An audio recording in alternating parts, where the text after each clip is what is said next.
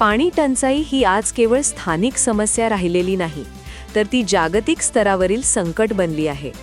आपल्या देशात पावसाळ्यात मोठ्या प्रमाणात पाऊस पडतो, पण त्या पाण्याचा योग्य साठा आणि वापर केला जात नाही. मोठा भाग वाहून जातो आणि उन्हाळा सुरू व्हायच्या आधीच आपण पाणी टंचाईला सामोरे जातो. यावर उपाय काय? सर्वात आधी अपूर्ण प्रकल्प पूर्ण करणे.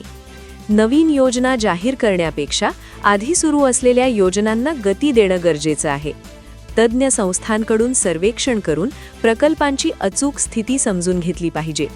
दुसरं म्हणजे पुनर्वसन प्रक्रिया पारदर्शक आणि न्याय्य असली पाहिजे. स्थानिकांचा विश्वास जिंकणं अत्यंत महत्त्वाचं आहे. तिसरं, पाण्याचं संवर्धन. पावसाचं पाणी साठवणं, पुनर्वापर करणं आणि अपव्यय टाळणं हे प्रत्येकाने अंगीकारलं पाहिजे. यासोबतच शहर नियोजनातही पाण्याचा विचार केंद्रस्थानी ठेवला पाहिजे.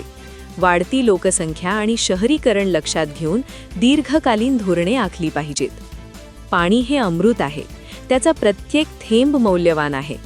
जर आपण योग्य नियोजन, प्रामाणिक अंमलबजावणी आणि जबाबदार वापर या तिन्ही गोष्टी केल्या तरच या मृगजळ योजनांमधून खऱ्या अर्थाने पाणी वाहू लागेल आणि तेव्हाच आपल्या शहरांची तहान खऱ्या अर्थाने भागेल.